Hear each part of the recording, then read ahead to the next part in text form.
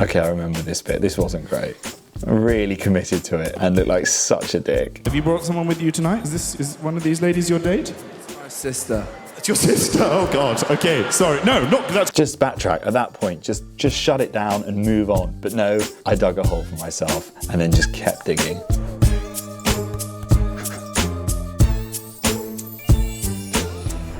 So this is from my first ever Brits. Opening sketch. Big Shack. Man's not hot. Man like Jack Whitehall. I was desperate to rap, but I think when Big Shack heard me spit bars, he shut down that option pretty quickly, so we settled on this. Got you a little jacket for your outfit. I can't wear that, I'll overheat. You won't be hot. Really? No. Skid it. I beg your pardon? Put on the jacket. Yo. Pop. Walking like an ostrich. Skid it, cat. I remember we had to film this on the day at the O2 that everyone else was doing all of their rehearsals. So it was quite intense trying to like find these little moments and pockets of time in between all of the other big acts doing their rehearsals. And, you know, it's a big machine, the Brits.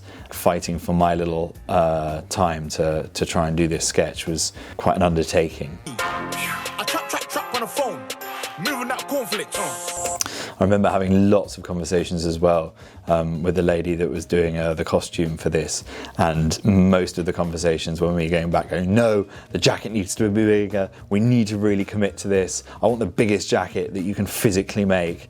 And so there were quite a lot of versions of jackets that were sent back, and we tried to push it as much as we could. Rice Krispies. There's 3 people underneath that jacket. 2018, was it that long ago? Feels like yesterday.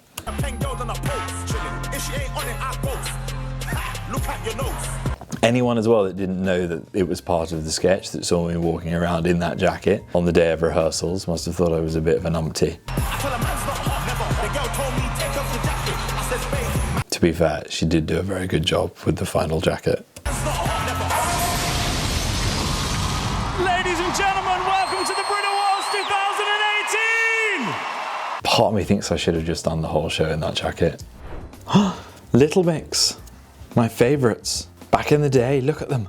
Jessie, happily in the band. This was a long time ago. Now, I don't remember in the moment this being as awkward as everyone said it was. It felt like we were getting along famously. Can I just start by saying, I love Little Mix.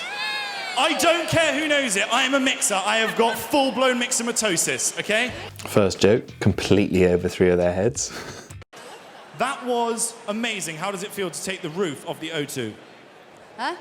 The performance earlier. Oh, the most terrifying thing in the world. Do you actually get nerves? Nothing terrifies us more than the Brits. Really? Yeah. After this, being interviewed by me, I would say it was the only thing that terrified them all. You won an award that's voted for by the public. Does that make it even better? Yeah, but we love our fans more than anything, so they always back us no matter what. So. I do love the mixers, and they do back them more than anything else, especially if a comedian starts making jokes at their expense, as I found out on social media. Last year, I brought up the Jamaican accent. I'm under strict instructions not to mention it again, and we're just going to focus on your music and ting. Whoosh. Can we bring up exes? Don't worry, Ox, I'm not talking about boyfriends. When you left Simon Cowell, girls, it raised a few eyebrows. Not his, obviously, he's lost that movement in his forehead. But is there any bad blood, or are you still friends? I love watching 4 ladies try and conceal their laughter because they're worried it may mean that they never get asked back onto the X Factor to do a special performance ever again. No, we're still pals. Still friends, that's lovely. Are they though? Are they really? Piers Morgan didn't like that picture where you stripped off naked, which is weird, because, you know, voluptuous breasts and 4 chins, it must have been like looking in the mirror for him. Jessie, what would you say to that dirty waste man? Jack! What? Okay, now seeing it back for the first time in a while, it is as awkward as everyone said it was. Literally me just pitching jokes to nothing.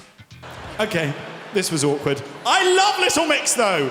You girls have a wonderful time at the after party, nightclubs, kebab shops, or wherever you naughty little mixers get up to mischief.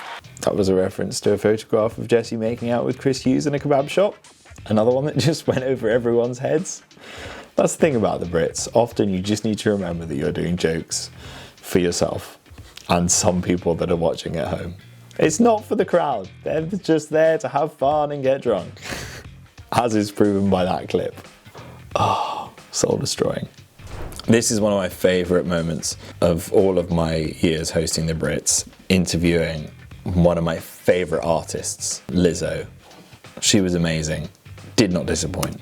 It's always great whenever you go over to interview the American artists on the Brits, because they're so used to going to award shows where they're not allowed to drink that they're always so overexcited to finally be pissed at an award show. Lizzo, that was incredible, that performance. Lizzo's, look, 2 bottles of champagne down already. Show had been going like half an hour. British people, notoriously grumpy. How do we as a nation be more Lizzo? You just listen to Lizzo. Just buy my album. He loves grumpy. You heard it here. Just go and buy her album. That's how we can be happier as a nation. Sales must have gone through the roof after that shout out. I want to talk about Glastonbury. I saw you at Glastonbury. You absolutely slayed it. How did you enjoy Somerset? Wait, what'd you say? Somerset, Glastonbury. Not doing a great job for the already pretty shoddy reputation Americans have for geography. I, by the way, was absolutely living my best life whilst I was watching Lizzo at Glastonbury. I have some photos. Me in a bucket hat on someone's shoulders, absolutely slaying it. So is it nice to see Harry? Oh, I'm now dead to her. Harold, back off. Wait, you said you were jealous? I was a little jealous when I watched it. You know, I thought maybe if you... He's such a handsome boy, even when he's dressed as a harlequin. I want to talk to you about the flute. You have done so much for the fluting community. You're an inspiration to flautists everywhere. Correct terminology, flautists. Don't take my word for it. We actually invited down to the show some members of the Flautists of London Associated Performance Society, or These guys were so weird. or FLAPS. They're here this evening. Yeah, I mean, you have done so much for their street cred. Until your album came out, Derek here had only played solos, if you know what I mean. Isn't that right, Derek? I've been getting so much juice. Oh my God, okay. Sorry. What did he say? I think he was meant to say pussy. But ITV said that he couldn't say pussy. So he said you're going to have to say something different. And then on the night, what is he saying? I'm going to have to rewind it. Isn't that right, Derek? I've been getting so much juice. Oh my God. Juice. Sorry about Juice. that. Lizzo, thank you so much. Because of It's an Lizzo. honour to have you. He absolutely nailed that, to be fair. That was one of those situations where we did it in a rehearsal, obviously not with Lizzo there, just one of the stage managers, Guy probably, sat in that chair and me doing the mock interview. And I do remember it now. I said that I was going to come to him and ask him that question, and that on the night you need to say pussy, but for the rehearsals say something, you know, that's a little bit more PG.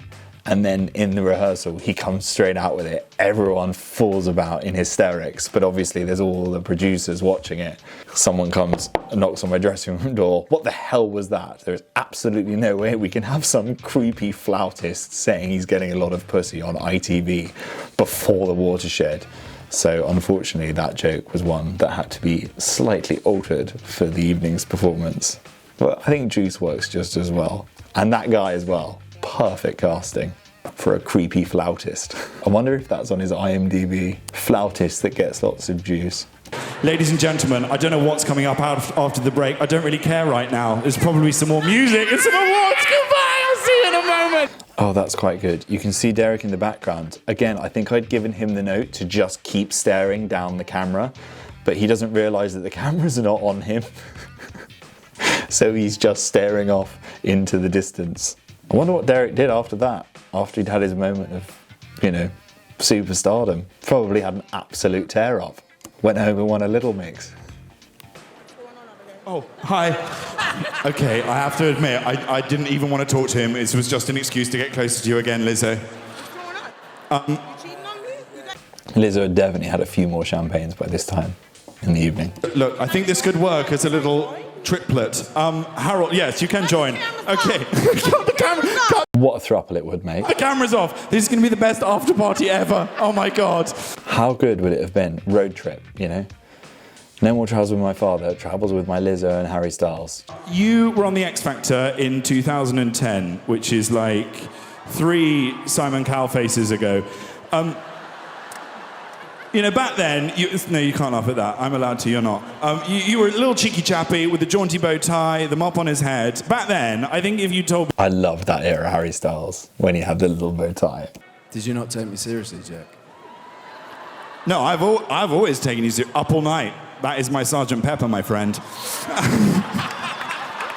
I have always respected you as a solo artist and in 1D. I want to just say one thing. That was literally the only One Direction song that I could remember in that moment. Thank God it came to me. I read somewhere that you said that psychedelic drugs had been consumed during the making of your album. Now, ITV does not condone that, so I'm not going to ask which psychedelic drugs your stylist was on. But, I think the stylist was on his table as well, which made that joke even better. It might be that lady next to him. Okay, I remember this bit. This wasn't great. Really committed to it and looked like such a dick. Have you brought someone with you tonight? Is one of these ladies your date? It's my sister. It's your sister? Oh, God. Okay, sorry. No, not that's... Just backtrack at that point. Just shut it down and move on. But no, I dug a hole for myself and then just kept digging. That's great. Keep it in the family. Not keep it in the family. I mean, it's nice to bring your family. I brought my mum. How have I made it so incesty? It's Hillary. How is Hillary? Hillary, she's good. It's weird that you know her name. She's over there. So excited that she got a shout out on the Brits from Harry Styles. Did not stop talking about it for weeks. She's over there, probably throwing herself at Rod Stewart. No, Harry, sit down. Sit down. Well, we know he likes the older lady. Not that old. I could just stay here all night. This is a great area.